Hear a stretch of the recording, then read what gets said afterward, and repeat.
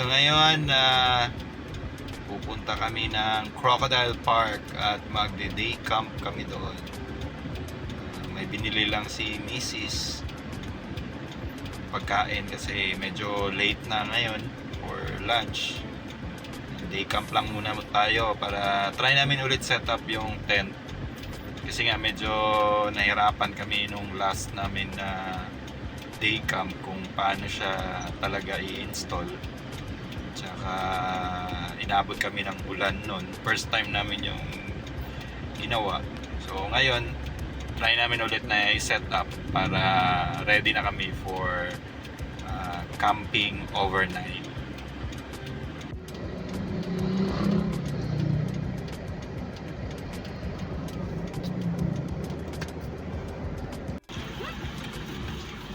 So, nakabili ka na ba? Opo. Happy Mother's Day! Thank you. So, ayan, let's go! Ready na lahat. Nakabili na ng food and the rest, luto na tayo doon sa site. Another stopover na naman tayo. Nag-request yung mga bata na bibili na lang daw ng chicken.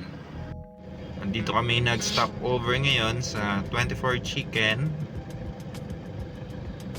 Kasi request ng mga bata, bibili na lang daw. And nandun sila ngayon sa loob nag-order.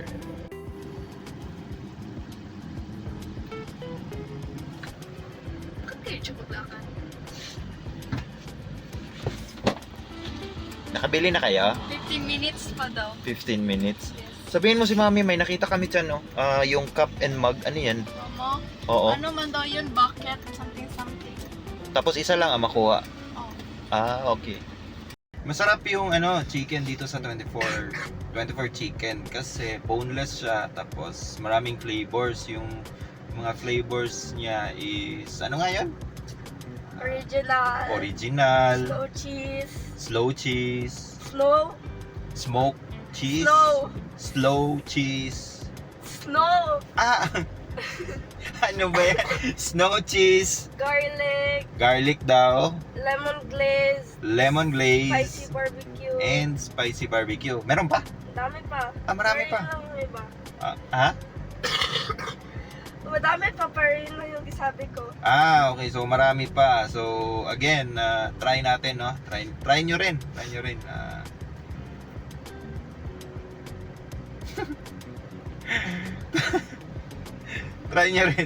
rin kung may time kayo. At kaalam ko may din ito sa Grab and Food Panda. So masarap talaga sa binabalik-balikan ng mga bata to. Anyways, yun, 15 minutes pa daw eh. Pero okay lang din, at least pagdating natin doon, diretso na muna tayo kain bago tayo mag-set up. And meron pala tayong meron ako ipapakita sa inyo na magagamit nyo rin sa camping. May binili akong medyo, sabihin natin, budget friendly na power station na nabili ko. So unbox natin doon and itatry natin mamaya.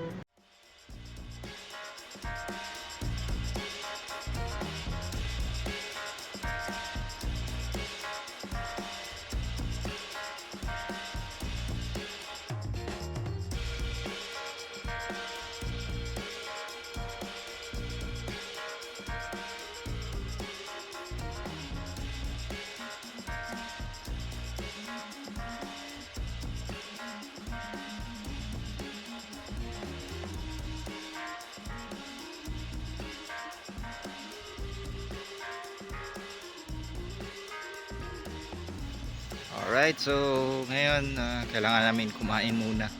Bali, tarp lang muna yung nilagay namin. Yung tent is test lang naman natin yun. So ito ngayon yung setup namin. Tarp lang ang ginamit namin. So kain muna tayo.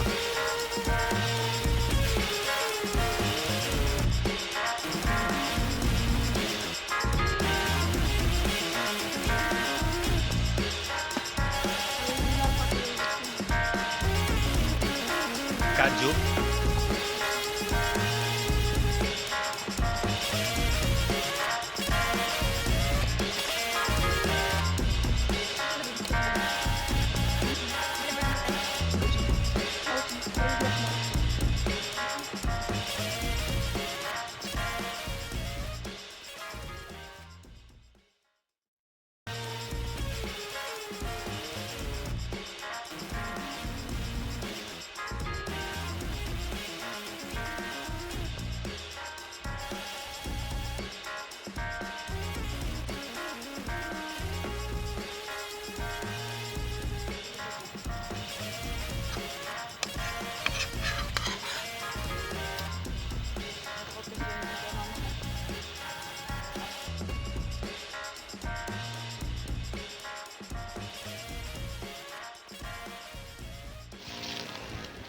So ayun mga pips, nakuha na talaga namin paano i-set up yung tent namin. Nung nag-day camp kasi kami sa Sunridge, hirap kami, tapos lalagyan ng tubig sa loob. Yung pala, dito kami nagkamali. Yan, ilalagay pala ito ay parang hook, lalagay sa loob. Nung nag-set up kami last time, hindi namin nilagay, tapos diretso na kami nag-peg dito, so hindi siya elevated. So ngayon okay na yung setup niya, so within 5 minutes tapos na agad. Mabilis lang siya. Try namin lagay yung sa taas, tapos tingnan natin sa loob mamaya.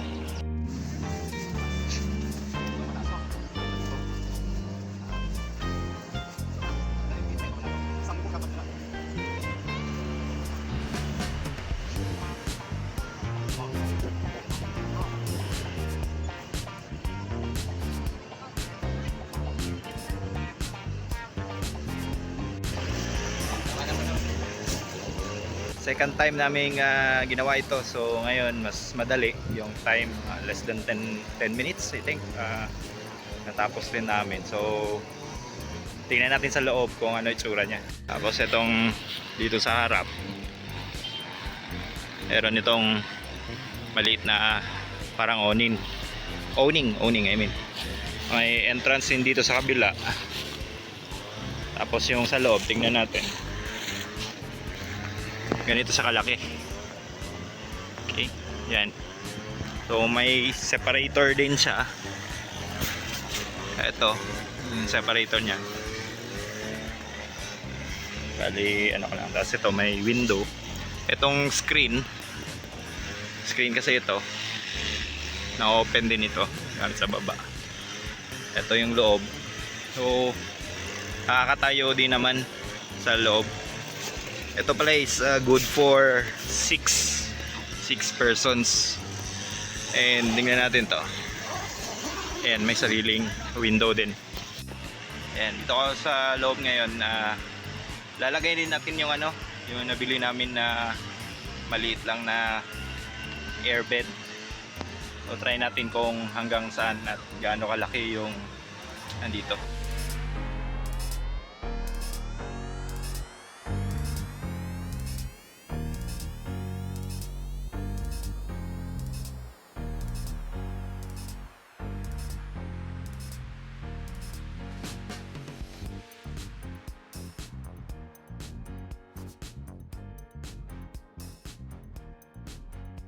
So may sarili din siyang inflator. Mounting. So dito lang yan. Tapos ito inflate, off, tapos deflate. Okay. Inflate natin. Sabi sa manual, abutin na daw ng mga 3 minutes. Tingnan natin. 39.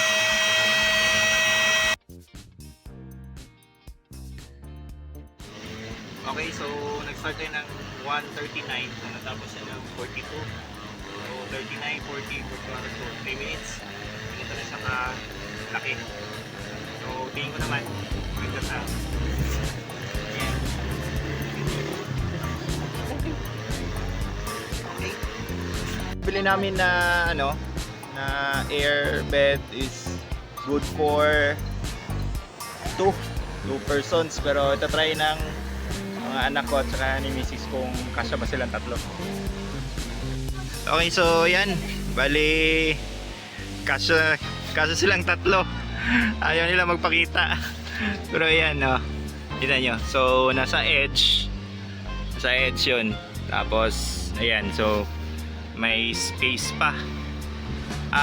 Tamang-tama lang para sa kanilang 3. Try naman natin orasan kung ilang minutes din siya ma-deflate. Okay. So again, inflate, off, tapos deflate. Start tayo ng 148.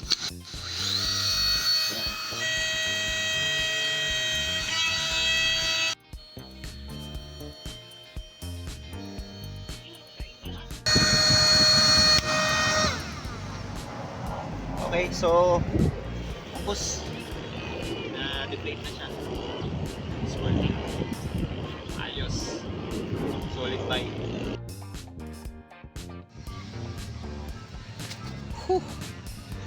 Madali lang naman yun pala i-setup, ano. So hindi abot ng 20 minutes sa tent, pati yung sa airbed. So tinay lang talaga namin, ayaw namin mangyari ulit yung nag-day camp kami na mali yung pagka-setup. Anyways, kaya pala tayo nandito ngayon sa park. Yung purpose natin is try lang yun. And gusto din natin iwasan yung mga gadgets, tsaka makita natin yung nature lang. Gaya ng ginagawa ng dalawa, na-shock na lang ako nung nagsiset up kami. Pagdating ko dito sa tent, sa awning, sa tarp, ito yung ginagawa nila. Ayan, si ate nagbabasa, bili sila ng libro nung isang araw. Sabi ko baka hindi nyo naman babasahin yan. Ngayon binabasa nila. At yung kapatid niya naman, ayan, yun din yung ginagawa, nagbabasa din. Try natin yung power station na nabudol ni Mrs. Try natin kung magcha-charge ba siya sa solar. Okay, kunin ko muna. So ito yung binili ko na power station. It's Nextorm yung brand. Ano siya? Lithium battery and 30,000 milliampere. So tingnan natin sa loob. So buksan natin. Okay. Actually nabuksan ko na ito sa bahay. So ito siya. Nextorm.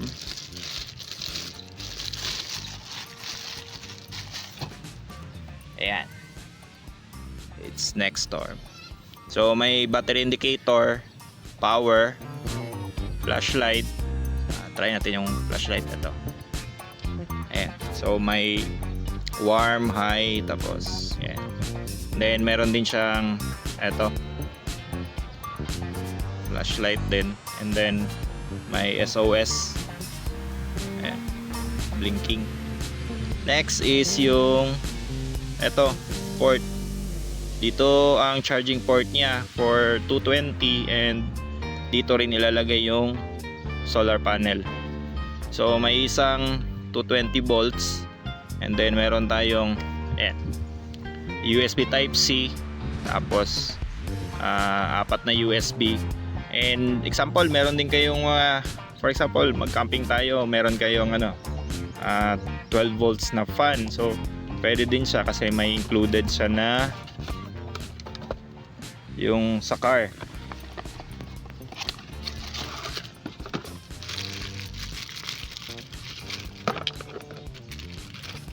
Eto. So dito yan ikakabit. So meron ka ng 12 volts. Okay, handy siya.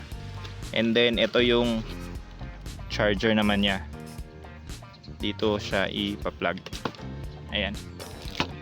So power rating nung charger is 19 volts, 1.5 amperes, positive center. And then ito yung napili ko kasi kadalasan naman is day camping lang kami, and then paminsanan lang mag-overnight. So sa tingin ko gadgets lang naman talaga ang i-charge natin. Example, yung tablet, yung cellphone, and yung mga ilaw natin, So for us, okay na ito. So try natin power on. Ito lang, one click. Ayan, full bar siya kasi nung inopen ko, sinarge ko agad as per sabi ng manual. Kung hindi naman agad gagamitin, i-charge mo siya ng 1.5 hours. So yun ang ginawa ko. Okay, so low bat daw yung tablet ko. try natin i-charge dito using 220, and then charge din tayo ng cellphone kung gagana ba siya.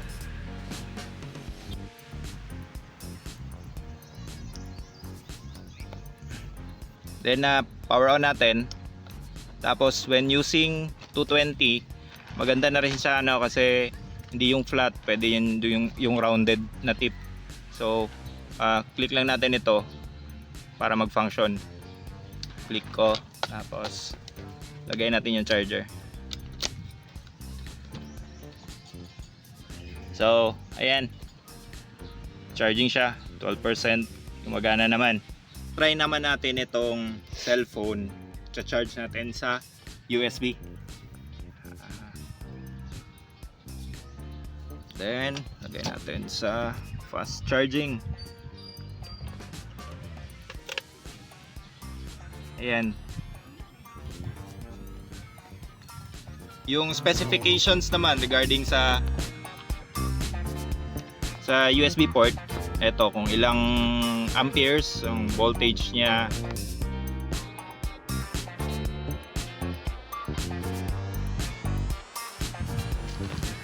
Solar panel. So may option ka na pag bumili ka ng power station, may add-on siya na solar panel.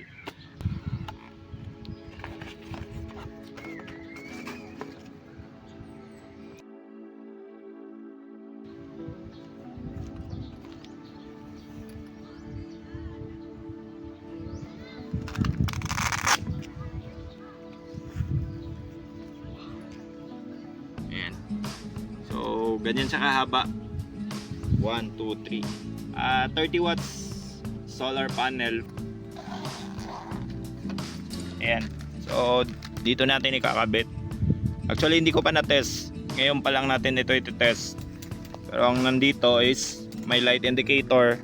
Pwede kang mag-charge ng Type C. Meron ding dalawang USB and then yung power. So anong included sa loob is syempre may manual. Hindi naman natin binabasa. Tsaka ito.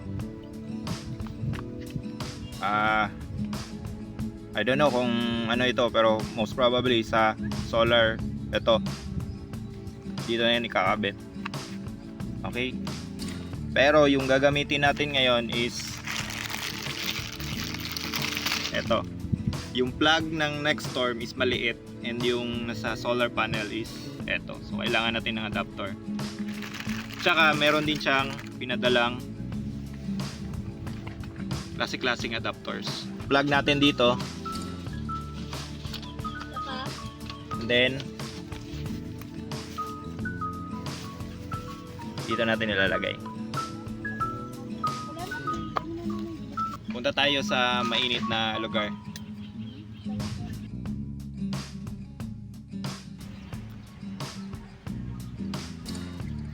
Okay. So pag na-open natin yung solar panel, sa likod is ilaw siya. Okay, so ayan, umilaw. Kinabit ko dito and then dito sa charging port.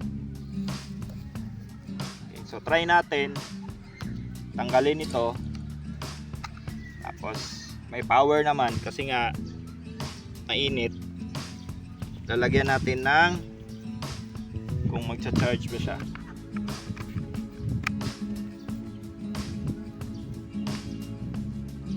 Ayun, 92% charging. Sa kabila, try natin 92%. Yung specifications ng dalawang USB, yung specification niya, lalagay ko lang sa screen kung ilang amperes ang USB. Okay, so try natin ngayon. Charge natin via solar panel.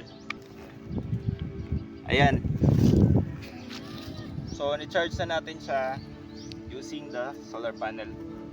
Hindi lang masyado kita sa video ng indicator na charging siya, pero kita-kita ko dito na tumatakbo yung grid or yung battery indicator niya.